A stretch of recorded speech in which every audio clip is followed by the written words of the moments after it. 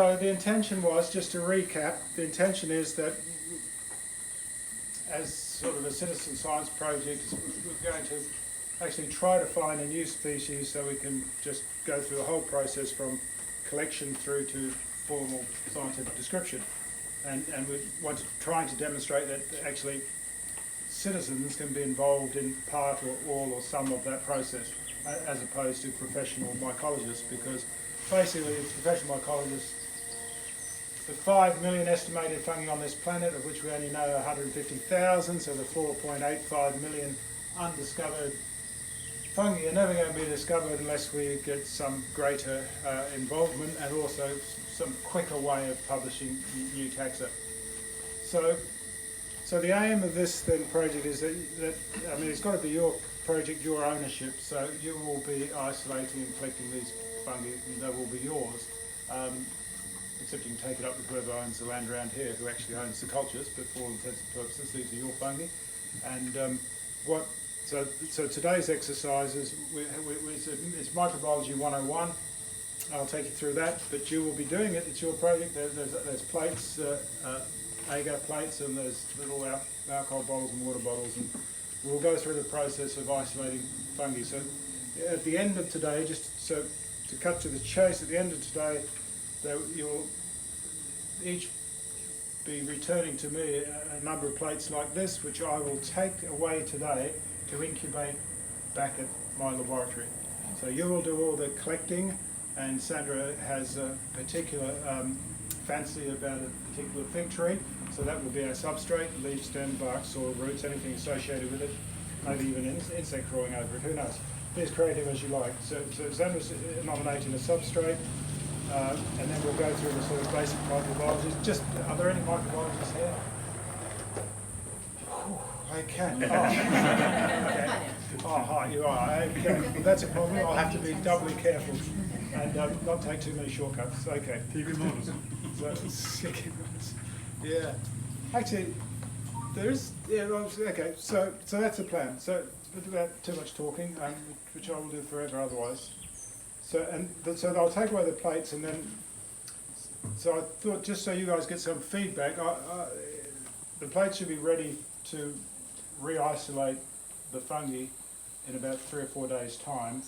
So that's next week. So I'll scan those plates and I'll send the scanned images to you, Sandra. So I'll probably put them all on a flatbed scanner at once or on a couple of loads, and I'll just send. So you can then distribute them to the participants if they're interested. So they can actually see your own plate. So when I take your plate, you will see what's happened on your plate, but you won't see the actual plate again because it'll be gone. We can't leave these plates here for incubation because contamination is a problem. There are mites, microscopic mites you can't see, which eat fungi, microphagous mites. They're everywhere, and you'll get mite contamination and mite track, and they'll be really grotty. I'll take them back to a clean laboratory, a clean incubator, and in 4 days' time, after subculturing taken off your fungi, those plates will be destroyed, and hopefully then we have clean cultures. So you'll get feedback. So it's up, and I hope, and then we will do the molecular work. So one time, if not the next time, because it might be too soon, but the time after that, and you'll get data back about what your fungi wear, and hopefully someone's got something new, and then we can go through the taxonomy process, and it's your fungus, and you can decide what you want to call it and how to name it, and we'll find a way. There are ways we can publish single species descriptions. So it's not. This isn't a scientific experiment in terms of replications. In terms of we're targeting something, this is just a random, let's see what we get, which is way fun, much more fun. And we'll get something, guaranteed. Okay, so that's the plan. So very, very briefly then, Sandra, you've got a fig tree. Mm-hmm. So any part of that fig tree is fair game. That's the leaves, the stems, the bark, the roots, or something near the fig tree. So we'll need to collect samples. The idea is with a sample, the quicker you can get it onto an agar plate, and okay, agar. So I've got to assume you guys know nothing, which is probably insulting, but... Well, we discovered they're worth a lot more money than we realised they would be. What are? To purchase. plates. Yes. They actually cost money. It costs $2.20 each. Oh, really? Yes. Okay, mine. Back We'll in make those some. That was two- with the agar. So we only Yeah. chose to get 10 each, and then we just I only did 2, and I was They like, were too much money. We're going to have to make some ourselves yeah, well, in the that's- future, not now. Yeah, I know, but we Well- wanted to start now. So. Well, you can, because the basic medium which we use for fungi is potato, dextrose, agar. You can peel your potatoes. We did it. I mean, I was an honest student a long time ago. We peel potatoes. Is it kind of selfish though to also say that it's only this much part of our life, and I was thinking the whole process of making all of that would then Yeah. be like another. Yeah, you know what I mean? So we were just like, yeah, hell, we go to work, that's an hour of work. When I was an honest student, I felt like I would live forever. You know, you're in your early 20s and then another sort of 60 years, you can't see the end. Yeah. But now I'm with you. I just grab these agar plates off out of the media room. Yeah. And I don't think life's too short to make up agar plates, but $2 each is pretty good. It was okay, it's just that I felt once I did it then, because I hadn't learnt enough more of you, like having now I've got too many fungus in there, or I've done that 2 weeks ago and you said it should have been 3 days or whatever. So just, I didn't feel like I knew enough, so I was like, let's stop now, $4.40. I think on Gambling. our grant proposals, we estimate they're about $5 each. Ah. Good move. So, okay, so potato, dextrose, agar. So potato, that's starch. This is what fungus like to eat when they're in this artificial environment. So we're taking them out of the wild and we're trapping them in a little artificial plate. These are plastic plates. They're called Petri dishes. I don't know who Petri was, capital P, P-E-T-R-I. And they're plastic and they're disposable, autoclavable. And the substance which they grow on is starch. Potato dextrose. Dextrose is just glucose. It's just glucose, which is sort of the simplest sugar than sucrose, which is what you have in your tea and coffee. Well, if you have sucrose with sugar, which we don't. So it's a sugar, starch, sugar, and agar. Agar is a seaweed extract, and that's to make it a gel. So that's there. But there's also be some nutrient value in that, but not a lot. You shouldn't think. In Southeast Asia, they eat agar as a sort of sweet. So, in actual fact, you could, and I don't want to. You could actually eat this media. It'd be fine. Yum. Starch, sugar, yum. Yeah. The only thing is sometimes we add streptomycin as an antibiotic to the plates because bacterial contamination is. So you have these different disciplines of organisms like fungi, that's mycology, and bacteria, that's bacteriology, and nematodes, nematology, and animal zoology, and plants, botany, and all that. And yes, these bacteria from their own little kingdom come in and often swamp plates, so bacterial problems. So we often just add a bit of streptomycin, so that's probably a good reason not to eat it, unless you've got food poisoning, which Yeah, it could help you. it might be benefit. Grab the nearest agar plate if it's been amended with streptomycin. So, Add that to the first aid kit, Sandra. so we've got plenty of plates. I don't know about plenty. There's at least enough for a couple each. So when we start, you'll just be on your own. So we've got two sizes. These are the little ones. How cute. And well, they're sort of, I think, with time it's like packets of Tim Tams. You sort of, with time, they just get smaller. Both the number in the packet, gets less, and the size of the Tim Tam gets less. So Fungal Tim Tam. so we've got lots of plates, but we'll keep them sort of. Okay, so you're going to show us here now what to do, and then we. Well, I can do that. I was just thinking that I should do that here now, or after you've collected samples. But maybe here now as a demonstration. And then we just go all Then in you're on your our own. own ways. Then you're all on your own. That might be the easiest way to do it. So well, you can't. Nothing can go wrong. So, okay, I'll perhaps just sort of show by demonstration, so it'll just take 10 minutes. So the principles involved in all this is that we are surrounded by fungi everywhere. In the air, we breathe on the surfaces of these plants, and inside them, and in this sort. They're just fungi everywhere. So we're worried about contamination, but it's not a big problem. If you get an interesting fungus that's a contaminant, that's fine too. But this is sort of the worst case scenario for what can happen if you get too much on the plate. You just get just an absolute reduced. And I got the flour and I was like, tap. And I was like, I don't think enough pollen went out. Tap, tap. Yeah. I did it all wrong. Just wave the pollen at it from 100 metres away. You'll probably it'll be fine, yeah. Okay. So what you can be doing now is thinking about what you substrate, because the sort of the more unusual place you go to, the more unusual fungi you'll find. So endophytes are not well known at all, but that's the fungi that live in the sap of the plant. So you might want to take a branch. Don't do the main trunk, but if you want to cut off a bit of the branch and get the sap, that's a good place to go. Probably no one's ever looked at the sap of a fig for fungi before. Leaf surfaces are always good, but you get a lot of things that blow on those surfaces. And soil, there's so much going on in the soil and roots that's a nightmare trying to isolate nicely. Okay, so contamination is what we're going to worry about when we do this. So we have we call a lot of sort of sterile methods. So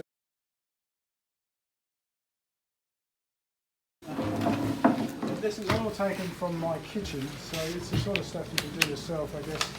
Except for those, they were stolen from the laboratory.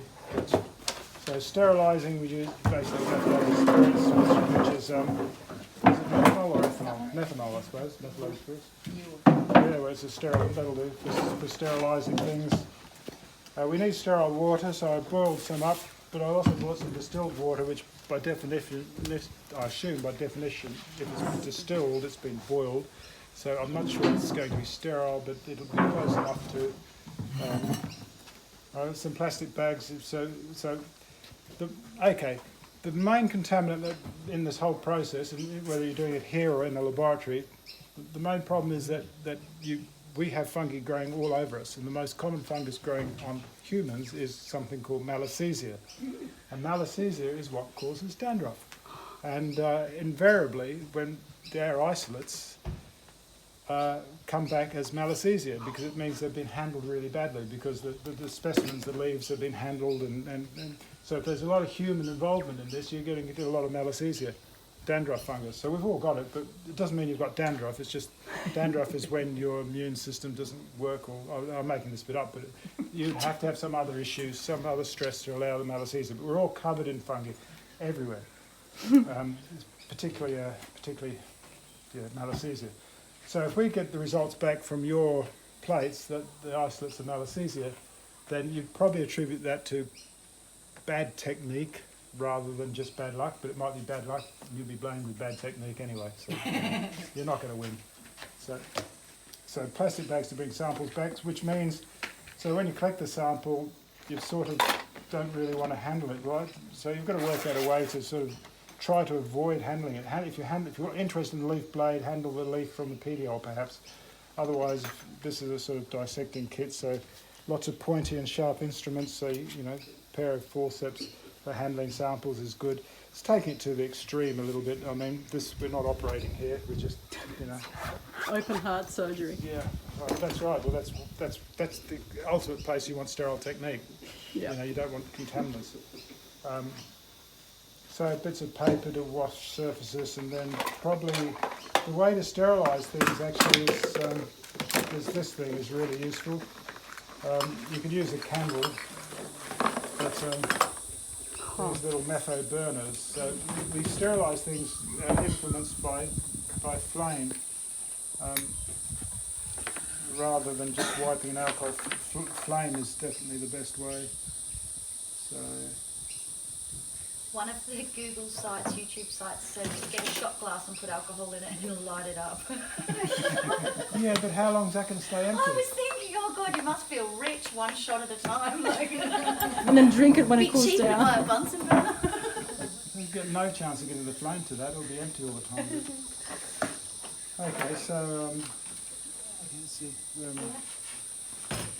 Oh, there it is. Yeah, that's closest. So, yeah, I bought this anyway. This is the last match I was tempting for the last match in the matchbox. Oh, you're joking. Yeah, no, well it is, but I also bought a second matchbox. Just in case. It's confidence. one match. It's a bit windy. Wind is the worst enemy. It doesn't matter if it's overcast, sunny, if it's hot or cold. Wind is the worst enemy, and so of course, as soon as I do this, there's a breeze blowing. So we'll wait. Otherwise, we might try to find somewhere out of the wind, because wind means you've got air movement, and with air movement, you've got spores and things coming in. So when you open up your agar plate, you're going to have wind and think of microfungi as dust. So these spores are like dust. So if you've potentially got dust in the air, then you've got possibility of contamination. Again, it doesn't really matter in this case. We just want something to grow on the plates. So these agar plates, what did you seal this with? Micro-pore tape. Micro-pore. Tape. What's micro-pore tape? First aid tape. Oh, first aid. Because it okay. breathes, but it's supposed to be sterile. Okay. So I thought, I didn't really know what else. I didn't want to seal it up so much, it just did No, that's nothing. fine. Okay, Yeah. good. Well, I used to use glad wrap. Ah, Cool. Now, this is off a large roll, and apparently I've never done it, but one of my colleagues does. You just get a hacksaw and just chop off bits. Otherwise, you can buy the sort of what they use in laboratories, which is paraffin. what's it called? Paraffin. Paraffin, Yeah, and it's still like I love it. probably like $1,000 a metre or something, whereas this is much cheaper. I don't know. This is great. This is like doing, mycology. This is Yeah, mycology house for first mycology. I principles. love it. I was expecting all this lab equipment. It's like, great, I've got all these things at home. Yeah, well, you won't have platinum loops. Platinum is expensive, but it doesn't have to be You can buy platinum. I them. think only one of these is platinum. This is just a loop. It's just a bit of wire. This one's made from wire. Just a wire with a little circle on the end, and it's used for sort of streaking. We won't be using bacteria, but I brought them just in case. So if your substrate, for example, was you found a little drop of liquid on the leaf, and you want to know what's in that liquid, then you just get a loop full of it and smear it on the plate. So your substrate for today doesn't have to be a solid surface like a leaf or a stem. It could be a liquid, and it could be anything. Anything.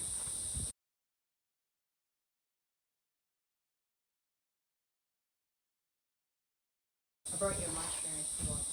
I got a mushroom. I just randomly found to use. Okay. It was just in my garden. Right, well this already is isolated in the sense that it's a fungus in itself. Earlier sort of brief chat before, it'd be fascinating, okay, we'll just put a different context, start again. So with these fungi, whether the pleurotus growing on the straw there or whether this fungus has been collected growing, and I've got to be upfront now, is I don't work with larger fungi, so I don't know very little about them. But I do work with cultures. So what's going to happen to your plate is that cultures are going to be removed from it and put in our collection at the Department of Agriculture and Fisheries, which run the collection. It'll be your isolate, but it'll go into a proper collection, which means it stays there forever. There are hardly any reference. We call them reference cultures, just because they're there for reference by other people. We have very few reference specimens of Queensland larger fungi. Most of our reference collections are micro-fungi associated with plant diseases, but we do have large groups of insect pathogens and soil pathogens and yeasts and things like that, but mostly it's because it's Department of Agriculture, not surprised. Their interest is in crop health, so hence plant pathogens. But larger fungi like this, there are lots of groups of people who I've never associated with them, mostly in the Queensland Mycological Society, who work with larger fungi, but they never culture them, which is a shame because when you get something in culture, it's like we could get ourselves in culture, if you like. That would be interesting, but we're not going to do that. I'd love that. It doesn't work on PDA. You need something much more sophisticated. But you can culture human cells. They just divide, split again, and you get this sort of tumour-like growth. I imagine cell culture from animals or people. Would we have to douse you in alcohol first? And flame. Yeah. The shotgun. Okay. The shot. Yeah, that's right. Yeah, that's right. There are lots of combinations around that. It could involve tied to the Burning Man thing here too. So anyway, but just so long story short, it would be really neat to get a lot of these things in culture, because the larger fungi people, I sort of refer to them as though they're a different species, but they're still Homo sapiens. Are there any people who work with larger fungi here? Well, sort of these are, aren't they? So you are in that camp. Well, I really like eating them. Yeah, okay. Yeah, well, we all do. That's And fair I enough. I think even ate the reishi last year when it was young, when it was white, and I made herbal tea out of it, and I enjoyed that as well. I'm a little bit obsessed with them, the mushrooms, growing them myself. I don't. We go looking for them too. Actually, we have hundreds of photos of large mushrooms. We even found the glow-in-the-dark one. well, the larger fungi, some of the larger fungi have received a lot of publicity lately, and I have a sort of oblique association with it, and that is the, I know what we used to call them 40 years ago, well, now they're the psilocybe. There's been a lot more interest in them from a medicinal point of view. So Psychiatry. So, yeah, psychiatry, yeah. Did you see? Yeah. So It they was are, very days and everything. yeah, well, their project's starting up in Australia, so that's sort of the flavour of the month. So our reference collection is where those psilocybe isolates will end up, no doubt, but we need a special police permit to hold them because they're a restricted substance. So anyway, that's a story. That project hasn't got funded yet. But the more docile fungi, like the edible ones and the pretty ones you see in rainforests, they're hardly ever put in culture. So I'd love to have those in culture because I know there is a market for them, not for commercial purposes, but a research market, because ascomycetes, which are these, don't worry about that word, but are often collected, even though there's a huge number of them, but the larger fungi are very rarely cultured.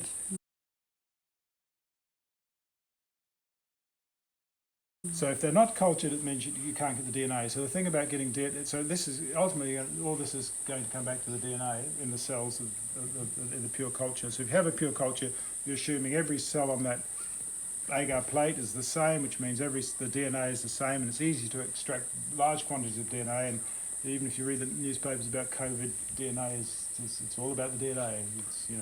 It's and the same for fungi and bacteria, and not just viruses.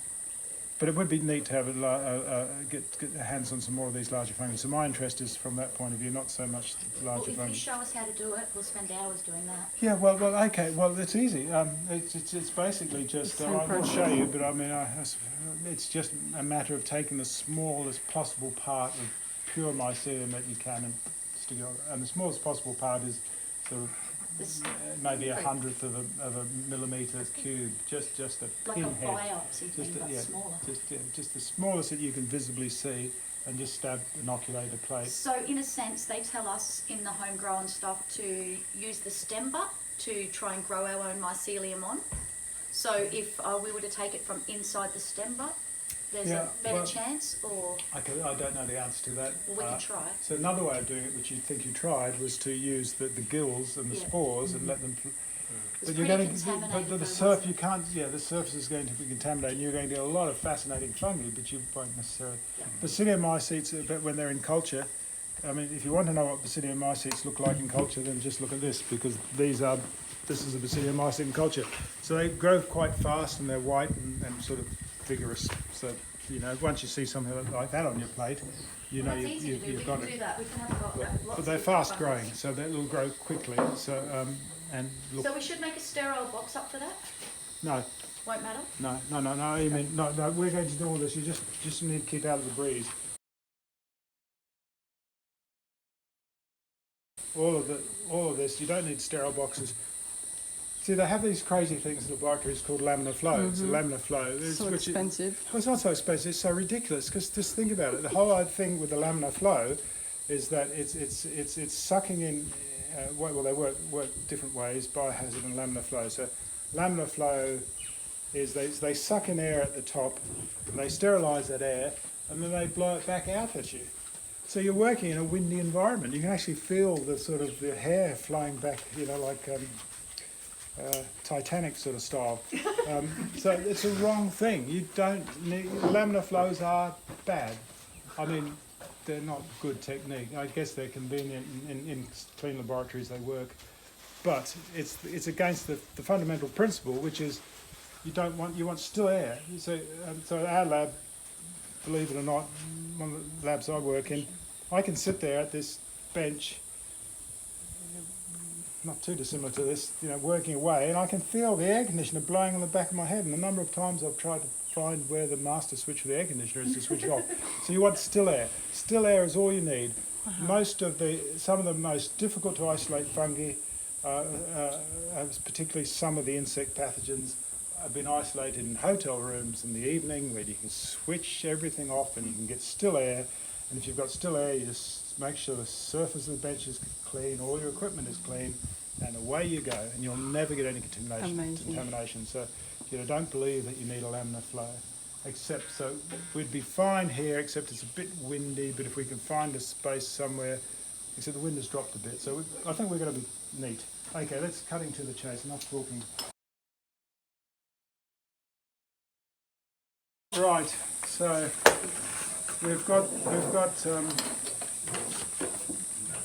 substrate, which is a piece of leaf, so that could be our fig leaf. We've got lots of agar plates.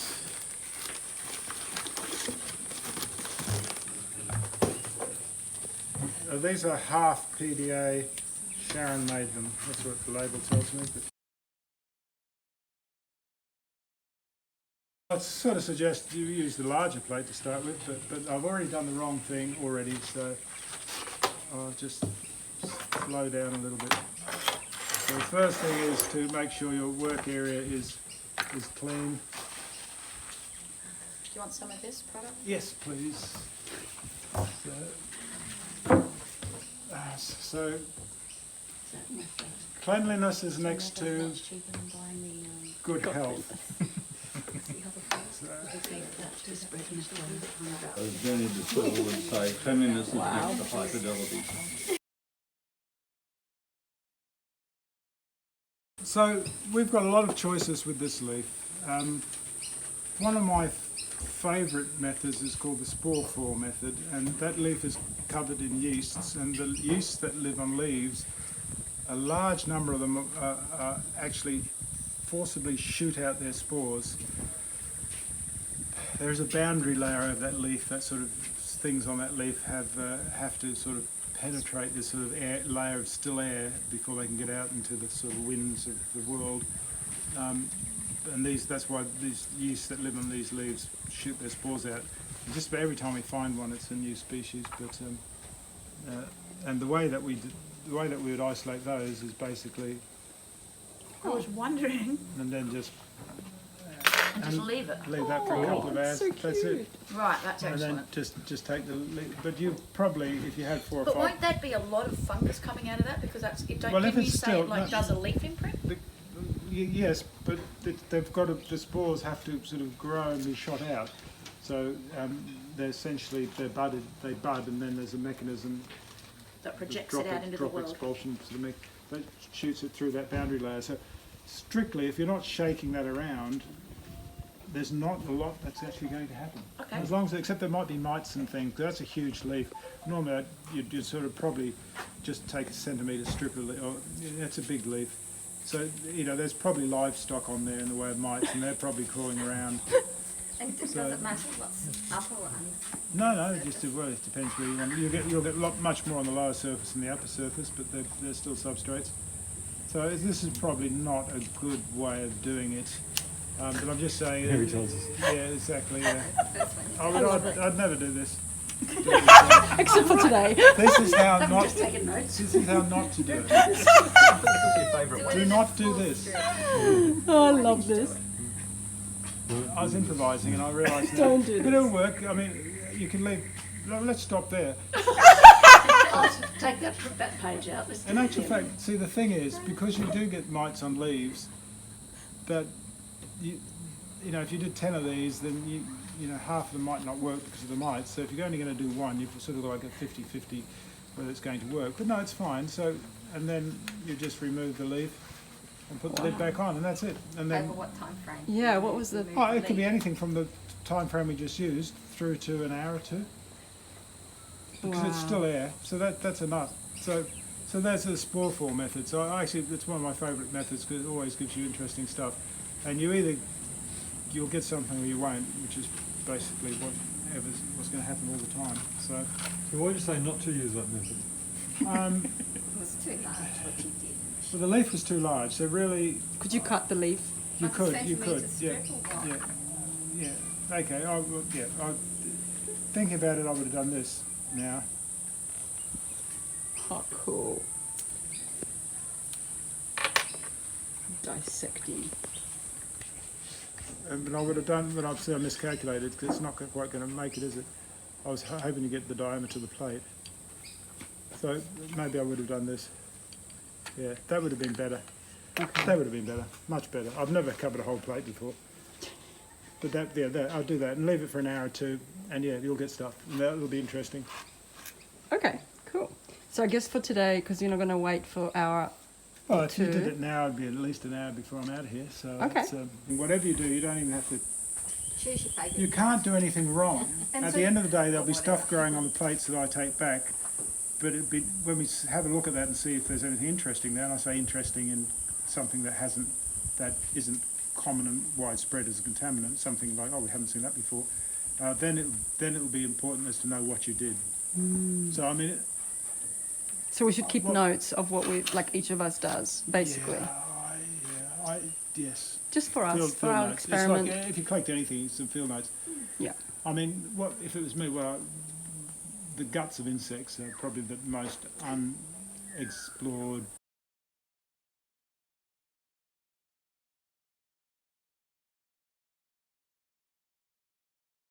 The guts of animals, like humans included, it's the bacteria and fungi, yeast particularly, that are responsible for digesting and breaking down most of that food. So there's a whole sort of science about gut problems, and it relates to bacteria and you know, about some people have good bacteria and other people have bad bacteria, and you try to work out a way of getting the people with good bacteria getting their crap into the people with bad bacteria and all that sort of stuff.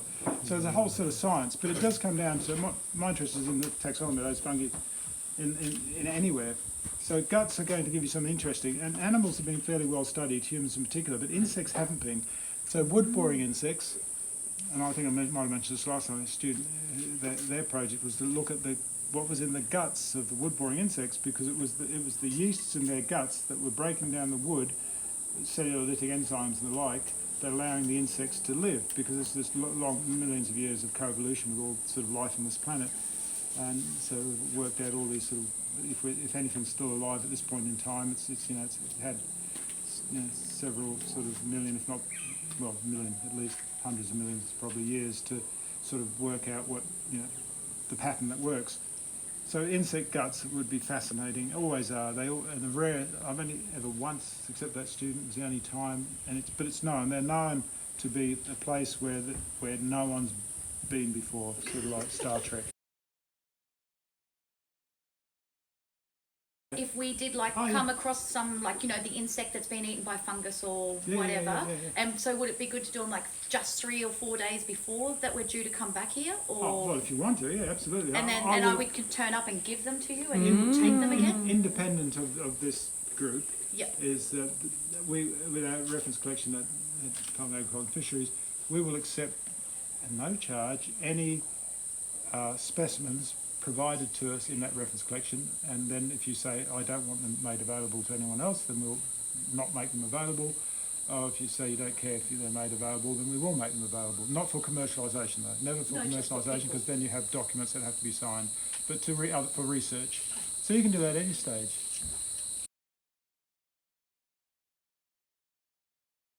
Okay, so the other method is, okay, let's pretend that's a clean plate again. Another method is, this is probably one of the methods you're going to use, where we need a little bit of alcohol for surface sterilising, and this is a good technique. This is what plant pathologists do, and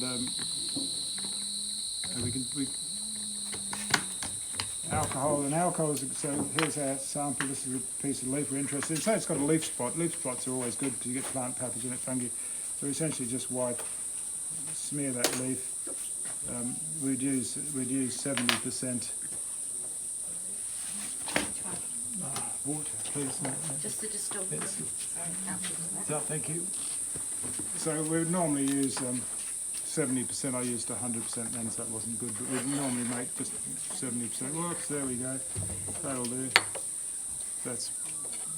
We don't want that anymore. I'd use alcohol to sort of sterilise these out. You're saying the methyl is 100%? Is it? We want, Yeah, so we dilute it down it's all rough and ready. 70% 70% metho is more toxic to bacteria than 100%. Huh. And don't ask me why, but 70% is the point at where, because I think, 95%. okay, well 70% is the best for surface sterilising because with water there, I think it helps absorption or something like that, yeah. So if you want to sterilise a desk, 70%. People like me and others think, 100% it's got to be the best, but it's not necessarily. So for surface sterilising, it doesn't really matter whether you use 70 or 100, but I mean, you just wipe the leaf, and then this is surface sterilised. I've wiped the leaf now with 70%, and I just cut out a small portion.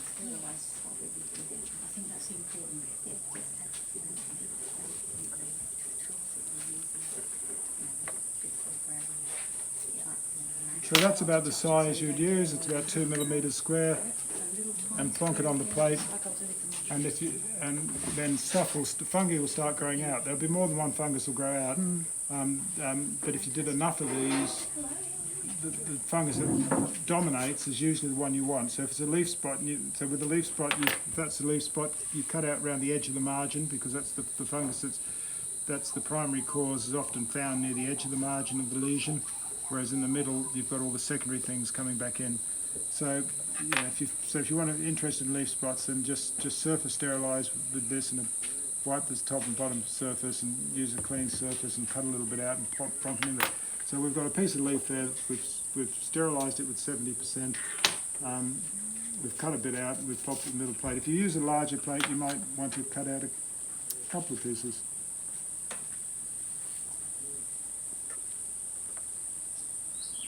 And pop them on the plate and 2 or 3 or 4 days see what grows out. If you've got the same thing growing out of all your pieces of leaf, then you've probably got what you're after, which is the primary pathogen if it's a disease. Something else I would do, so back to that leaf then, if you want to. And you seal the edge of that plate with glad wrap. Yep, I will, but I'll do that last of all. That's what you would do. That's what I do. So I keep using this plate because these plates apparently they're $2 each, so I'm not going to waste them. The little ones are a lot cheaper, but I was like, they look pretty little on. When you're starting, it's better to use a bigger. I have a question about what you just did. How come you sterilise the leaf? Aren't you killing what you're trying to grow? No, because it's got the dust particles. Because so before when I had the leaf hanging there, I wanted to see what was going to come off. Fall off, yeah. When I'm sterilising it, no, it's a good question because I didn't explain it very well at all. But when I sterilised it, I want to see what's actually in that leaf. So like an Inside endophyte, leaf. yeah. And in particular, if there was a leaf spot, so say it had like a diseasey black spot on the leaf, I would do that method to that spot, and then I'd cut those pieces at the edge of the spot because that's likely to be the fungus that's causing the spot. If that makes any sense. Yep. Another thing you could do, which would be sort of interesting, is so let's how to make a mess. So another way you could do this is so let's say this is so we'll sterilise this. Everything's got to be sterilised. So let's do it properly. We'll sterilise the lid of this. A little bit of methanol. You want the water again? Tissue. Tissue Right? is the next thing. Oh, there. Hi. So just so that should be sterilised there now. We can get some sterile water. No, that's probably keep the lid back on. Yeah, that. you've It's got just the there. lid. Thank you. I've got, I was trying to grab it before it was too far away. what's the, What are you looking for? This one? yes, that's what I'm looking for. What's that? This is Sterilised water. Ah, this is real sterilised water. fair enough. No, I think we'll use that. Did we get a bring pipette or not? I don't know. Oh, we need to decant. We just need to decant this into something clean. Is there anything in there? There is a pipette. Okay. Cool. You got everything. Right. Yeah, well, not, These are disposable sterile pipettes. It's already been opened, so it's not strictly sterile. We'll go back to that bottle of water. I won't stick anything in this water. We'll assume the source is free. So if hard to pour, isn't it? Do you want me to hold the blade from so, underneath? no, so we'll just and it's only water. And we'll No. set you aflame after that. So so the techniques are so far two techniques. This is spore fall and then just surface sterilising or swabbing clean, which is what you do if you had a cut or a scratch. You just swab it clean because you want to remove all the bacteria and things around there. So another method would be to if we wanted, and again to see what's inside the leaf, particularly in the xylem and phloem, which is the tissue in the veins. If you want to see what fungi are in there, we just need a drop. So I've had to try to work out a way to get a drop of this. So I'll just now going to.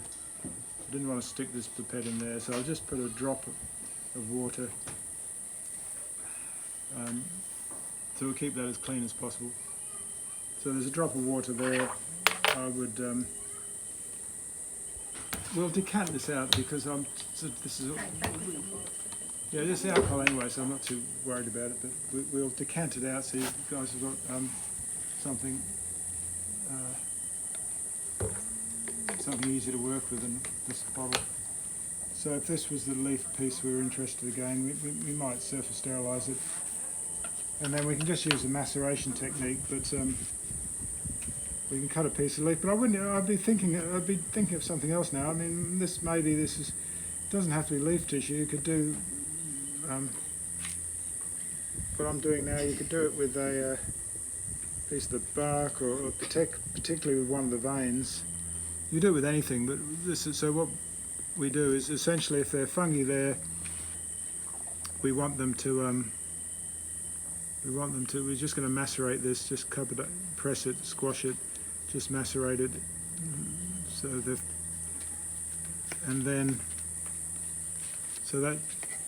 that's in sterile water now, not alcohol. And then we just use a loop.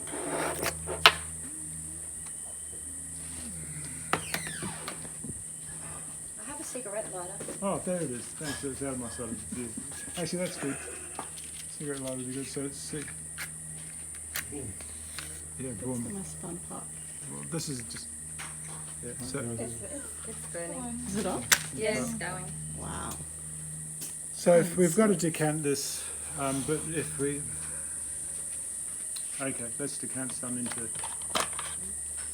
Actually, this is okay. So some things are bad here already. We've got a flame here, and we've got. So when you go camping, you don't worry too much. So we'll just decant this into a container. So. It doesn't make a big. Is that why there are so few mycologists in the world? Yeah, in the lab it's so much easier. Everything's prepared, and No, even it's then not you much get easier lost. to get someone else to do it. Well, you've got that luxury. I never did. Had to do everything on my own. You just wash Well, dishes all the time. So what do you do in the lab? Do you bring all the samples in some kind of container and then you do this in the lab as opposed to in the field? Right. Normally, okay. yeah. Yep. Unless you need to, I guess, isolate something immediately, but that would be difficult, wouldn't it? Roger, does that ever happen? Or you just actually bring everything back? Often if you go to a remote area, you've got to do that in the evening. Yeah, Not wow. in the field, usually in the hotel room with air Okay. conditioning and campsite Yeah, or yeah. wherever it You know, is, you'd food have and something, alcohol but you'd have available. something sort of set up for that, Yeah. wouldn't you? Like a You're well prepared. Like you wouldn't have that right next to where you're preparing your dinner. No. Yeah.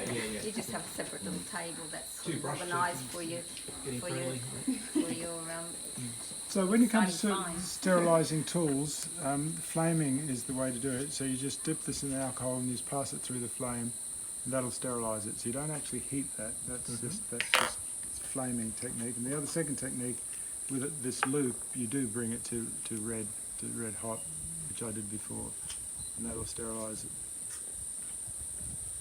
I know the wind's picked up, of course.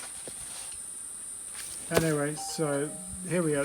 Remember there was a drop of water in this clean plate, and I macerated a leaf tissue, and then I'm essentially going to pick up that loop, which is now, and all I'm going to do is just do a zigzag shape like that across the plate, and that's done.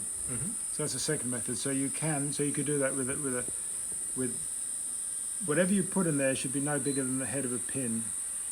So I've used a bit of sterilised leaf, which probably, it's flattened, so it's probably the volume of the head of a pin, if you like. You could do it with a grain of soil, with a piece of root, or any part of the tissue of this fig.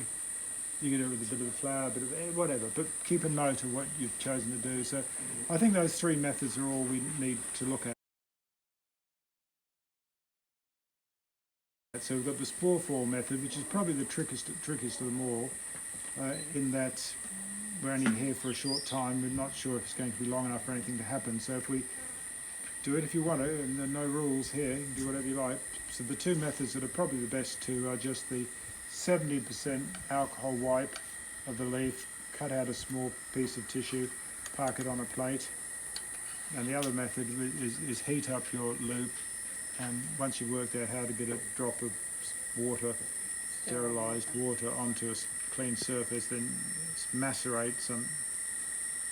If you want to know what's in the leaf, surface sterilise it. If you don't really care what's in the leaf, just cut a piece of the leaf anyway. Once you've inoculated one plate, can you go back to the macerated solution and inoculate another plate from it? I think we've probably got enough to get through, judging by the number of people here, 3 or 4 plates to everybody. So you've got 3 or 4 goes. So if you feel particularly that just this is enough, just don't, whatever suits you, I don't care. But you could go back to that 3 or 4 times and do your 3 or 4 plates, or 3 or 4 different things. It's sort of just whatever you want to do. How difficult is it to use glad wrap around the plate? Okay, so that's the inoculation part. So it looks. So no, how difficult is this? Let's see. Difficulty is finding where the thing starts on the roll, and then basically you just wrap it round like that, rip it off like that, seal it like that. Easy. On the plate, so we sort of need, although there are no rules, you need to, I don't care, maybe Sandra have an idea, you need to write something on the plate. Right on the bottom of the plate, there are 2 schools of thought. One is that you never write on the bottom of the plate, you always write on the top of the plate. The plate's lid, it's actually come off if you don't know which plate it was on. So right on the bottom. Normally you'd write the date, let's not bother about that. You just want to write something that identifies it as your plate. So initials or... Whatever you like, initials. And then the number 1, 2, 3, 4 if you're going to do 4 plates. So you might only do 1, or you might do 6, or someone else might give you their plates. And actually, when you write on the plates, it's traditional to write around the edge, so rather than the middle like I just did. So you just do RS1. I think we'll tidy up here and organise this better while you guys think about getting your sample. But there's I bought you the ratio down for the they're bags here. These are basically sterilised bags, so you put samples in there. Okay. In order to bring them back, and by then we'll have this area cleaned and. So Roger, is there any part of the tree that is like the best place to take samples from, or? No, this is the thing. We're just after fungi per se. We don't really have a background story, except we're going to choose the one substrate, which is a fig tree part of. So you need to know whether your sample was a leaf or and the method you used or how you used. You've essentially got to get part of the substrate of the fig tree, the size of a pinhead, onto the agar plate. But if you really want to find a fungus that's associated with that fig tree, then you've got to wipe off all the rubbish off the top of the leaf, and you've got to get into it, or clean it up so that anything that grows was living in that tree. These trees will be full of thousands or tens of thousands or hundreds of thousands of different fungi living in the tree. Because fungi have a longer association with trees than they do with animals. So although the things in insect guts are interesting, there's a longer association of fungi and plants.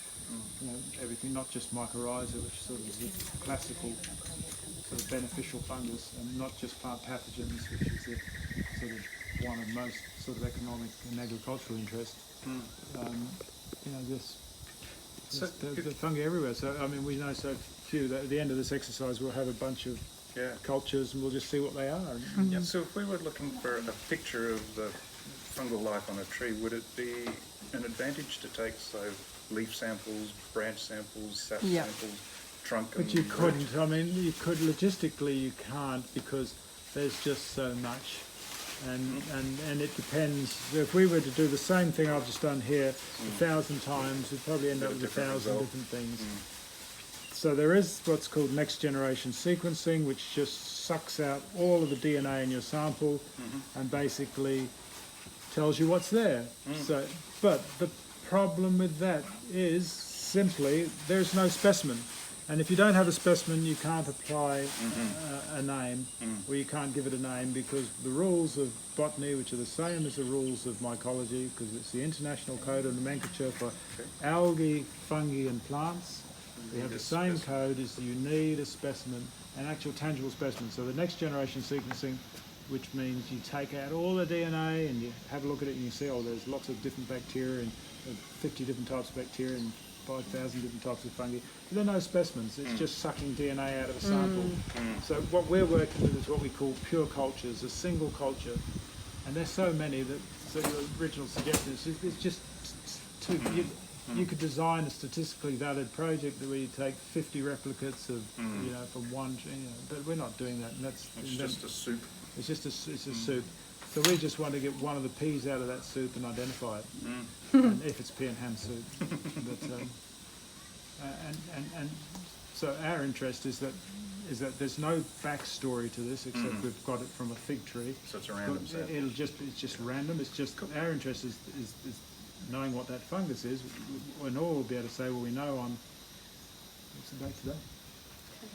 We know on the 26th of February that this fungus was found isolated from a leaf of that particular tree, ficus, whatever it is, and that's it. They want to go out. They've got to go. All right, so I reckon we should work with the branch. I like it. Is that clean? There we go. Our first specimen going on the plate.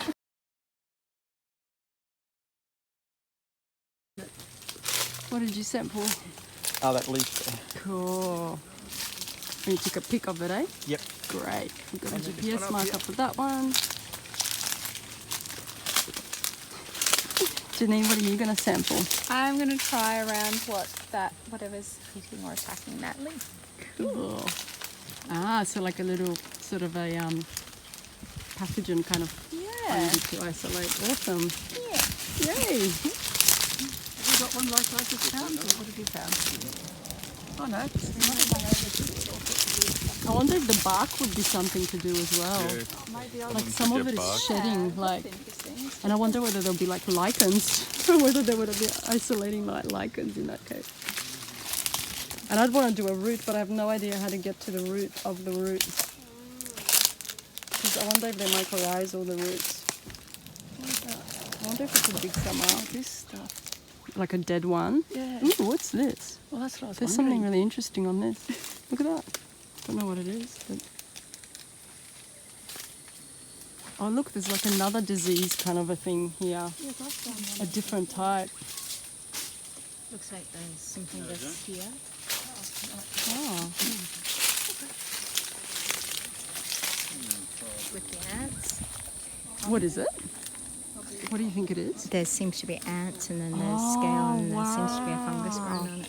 Maybe they like Together. farming the Yeah. fungus. I think the fungus kind of goes on the sugar sometimes if the Yeah. If the ants are producing, like, eating enough of it. look at this. There's all kinds of ecosystem happening in this one. And there's, and look, there's more of those. Remember we saw those fluffy, I wonder if they're Oh, similar. mealybugs. That's what it was. We were trying to figure out what I they were, couldn't remember? think of the name of it. me Then I went home and too. looked in. Oh, I've got the little book of miniature lives. And that's really There's good. so much stuff to be like Mealybugs, thought that's what I about. was trying to think, which just wouldn't come to mind. This tree's full of wonder, isn't it? It's There's not another just- weird stuff over here.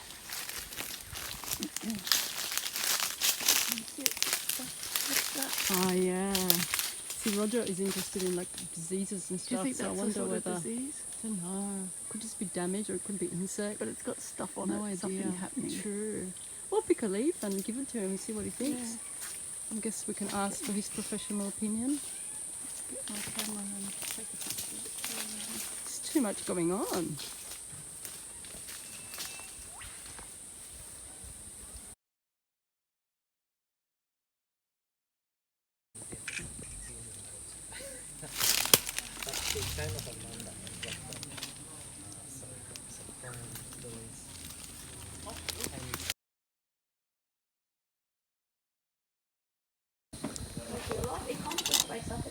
It's so tiny.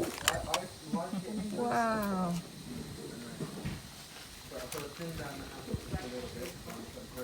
Yeah, gives it a better chance of contaminating the whole room and then taking it over.